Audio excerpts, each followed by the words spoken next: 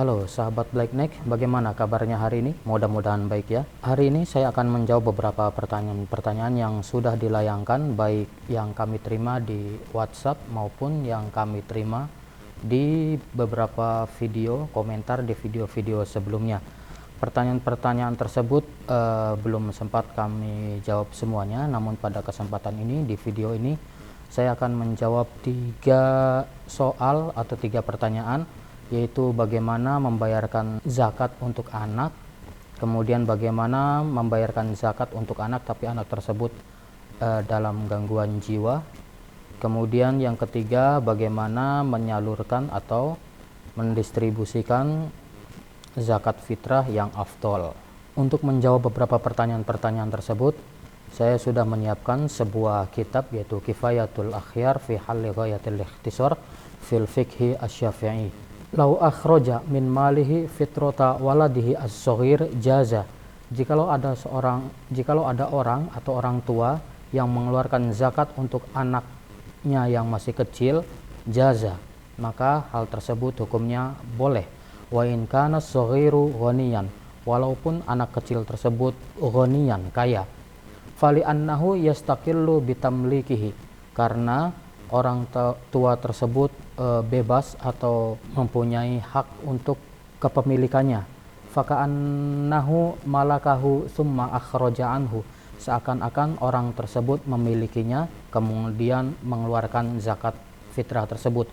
Wal jaddu fi ma'nal abi, begitu pula jad atau kakek sama dengan kedudukannya dengan orang tua. Wa hadza bi khilafil waladil kabir, akan tetapi hal ini berbeda dengan anak yang sudah dewasa atau yang sudah besar. Fa innahu la yukhraju anhu illa bi iznihi kal ajnabi, dan mengeluarkan zakat fitrah tersebut untuk orang atau anak yang sudah dewasa atau sudah besar, la yukhraju, tidak boleh dikeluarkan, illa bi iznihi, kecuali dengan atas nama izinnya, mungkin bentuknya konfirmasi ya. Naam law kana al-ibnul kabiru majnunan, ya boleh kalau anak tersebut, anak yang sudah gede itu majnunan, kalau dia itu dalam kondisinya gila atau ODGJ, orang dalam gangguan jiwa. Jaza ayyukhraja anhu, boleh dikeluarkan untuk zakat fitrah untuknya. Li'annahu la yumkinu ayyamlikahu li'annahu kas-saghir, jadi orang dalam gangguan jiwa tersebut tidak memungkinkan untuk kepemilikan, jadi disejajarkan dengan anak kecil. Wa'lam anna taqyida bil waladi yukhrajul wasiyyu wal qayyimu fa innahu la yajuz ay yukhraja anhu min malihi illa bi iznil qadi. Ketahuilah bahwa sesungguhnya keterikatan anak, maksudnya di sini ada al-wasi dan al-qayyim yang di koma di sini. Al-wasi itu yang mendapatkan wasiat, al-qayyim itu seperti lembaga keuangan yang mengatur keuangan anak tersebut ya. Bahwa sesungguhnya orang yang mendapatkan wasiat dan orang yang mengurusi tentang keuangan, misal ya, yang mendapatkan wasiat, misalkan kita seorang orang tua, karena anak kita sekolahnya jauh, misalnya di luar kota, dan kita memberikan wasiat, tolonglah jaga anak saya, maka si A tersebut yang mendapatkan wasiat ya, itu disebut al-wasi. Sedangkan al-qayyim yang mengurusi tentang keuangan. Nah, yang mendapatkan wasiat dan yang mengurusi keuangan tersebut, fa innahu la yajuzu ayyukhrija anhu min malihi illa bi iznil qadi, tidak boleh mengeluarkan zakat fitrah untuk anak yang sudah dewasa itu kecuali mendapatkan izin dari al-qadi, dari hakim ya. Kadzalika jazama bihi an-Nawawi fi syarhil muhazzab li anna ittihadal mujibi wal qabid yakhtassu bil abi wal jaddi. Jadi ittihadul mujib wal qabid, al-mujib wal qabid ini kepengurusan atau penerimaan dan pengeluaran, al-qabid ini yang menahan pengeluaran keuangan, itu dikhususkan hanya al-ab dan al-jad ya. Kemudian di kalimat selanjutnya wal afdalu sarful fitrati ila aqaribihi alladzina la yalzamuhu nafaqatuhum. Dan al-afdol yang terbaik distribusi atau menyalurkan zakat sarful fitrah ila aqaribihi kepada kerabat-kerabatnya alladzina la yalzamuhu nafaqatuhum, yang tidak mendapatkan yang tidak berhak untuk mendapatkan nafkah. Wal aula, sedangkan wal aula yang terbaik ayyabda'a bidzir rahimi al mahram, memulai dari zirrah rahim al muharram ini seperti yang punya keterikatan darah lah ya, kal akhwat wal ikhwah, seperti saudara-saudara. Nah, al akhwat ini saudara perempuan, wal ikhwah saudara laki-laki. Maksudnya di sini saudara itu bisa saudara kandung, bisa saudara seayah, atau bisa saudara seibu. Maksudnya saudara seayah itu bapaknya sama tapi lain ibu. Ya, saudara seibu ibunya sama, bapaknya beda. Jadi itu bisa kita mulai dari orang-orang tersebut, yaitu yang punya keterikatan saudara, baik itu saudara kandung, saudara seayah, ataupun saudara seibu. Kita lihat terlebih dahulu mana yang layak untuk mendapatkan zakat fitrah. Ketentuannya ya 8 asnaf itu, mulai dari fakir, miskin ya, dan seterusnya.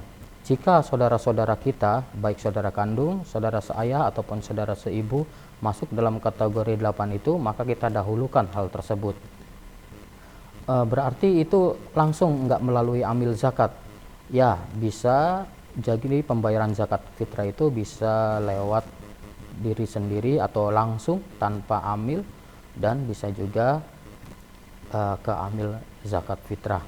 Nah, untuk mengeluarkan zakat fitrah tanpa amil, sebaiknya Anda memulai dari kerabat Anda, mulai dari saudara-saudara, baik saudara kandung, saudara seayah, ataupun saudara ibu. Perhatikan apakah di antara mereka ada yang berhak menerima zakat fitrah tersebut. Kenapa harus mulai dari saudara-saudara? Kemungkinan besar jika kita si A misalnya mampu mengeluarkan zakat fitrah, kemudian B adalah saudara kandung atau saudaranya si B itu adalah saudaranya si A, jika kita memberikan zakat fitrah ke orang lain, kemungkinan besar orang lain atau masyarakat akan memandang si B tersebut, saudara kita tersebut, tidak akan memberikan zakat fitrahnya. Kenapa? Karena dia memandang bahwa si B itu adalah saudaranya si A. Jadi mulailah dari kerabat Anda, yaitu yang zawir rahim al-mahram, yaitu yang saudara kandung, saudara seayah, ataupun saudara seibu. Jika sudah dilihat dan tidak ada yang mendapatkan, kita mulai lagi ke wal a'mam wal akhwal. A'mam ini adalah paman dari pihak bapak, wal akhwal paman dari pihak ibu. Jadi paman dalam bahasa Arab kalau dari pihak bapak disebut a'mam atau am ya, sedangkan yang dari pihak ibunya disebut dengan al akhwal. Wa yuqaddamul aqrab fal aqrab tsummal qarabah, kemudian mulai ke kerabat-kerabat yang lainnya, allazina laisu bimahramina alaihi, yang tidak mahram, ka auladil ammi wal khali, seperti anak-anaknya paman dan anak-anaknya paman bapak pihak ayah dan paman pihak ibu. Summa bil jari wallahu a'lam, kemudian mulai ke tetangga-tetangga, wallahu a'lam. Di situ dari buku tersebut kita dapat menyimpulkan bahwa kita boleh, ini boleh ya, bukan wajib, kita boleh membayarkan zakat fitrah untuk anak kecil, untuk anak kita yang masih kecil, walaupun anak kecil tersebut ghaniyan, kaya ya. Sedangkan kalau kita membayarkan zakat fitrah anak kita yang sudah dewasa, maka kita harus meminta konfirmasi dari anak tersebut. Jadi kita nggak bisa tiba-tiba bayar zakat orang lewat tanpa izinnya ya. Jadi kita meminta konfirmasi tersebut saya akan mengeluarkan zakat fitrah kamu. Tapi kalau orang tersebut sudah besar tapi dalam keadaan gangguan jiwa, maka kita boleh mengeluarkan zakat fitrah untuk anak yang dalam gangguan jiwa tersebut tanpa seizinnya. Jadi walaupun izin tanpa izin kan orang gila tidak memahaminya ya. Kemudian tuntunan untuk mengeluarkan zakat fitrah secara langsung tanpa amil ya. Ini tuntunan untuk tanpa amil. Lihatlah saudara-saudara Anda, yaitu saudara kandung, saudara seayah, saudara seibu, apakah mereka berhak mendapatkan atau mendapatkan distribusi dari zakat fitrah kita. Kemudian kalau sudah tidak ada, lalu kita ke paman seayah, kemudian paman pihak ayah, paman pihak ibu, kemudian ke kerabat-kerabat, kemudian ke anak-anak paman dan anak-anak bibi ya. Kemudian baru ke tetangga. Itu saja yang bisa disampaikan untuk menjawab beberapa pertanyaan-pertanyaan yang sudah disampaikan. Mohon maaf jika ada beberapa kekurangan dan kesalahan. See you next time. Bye.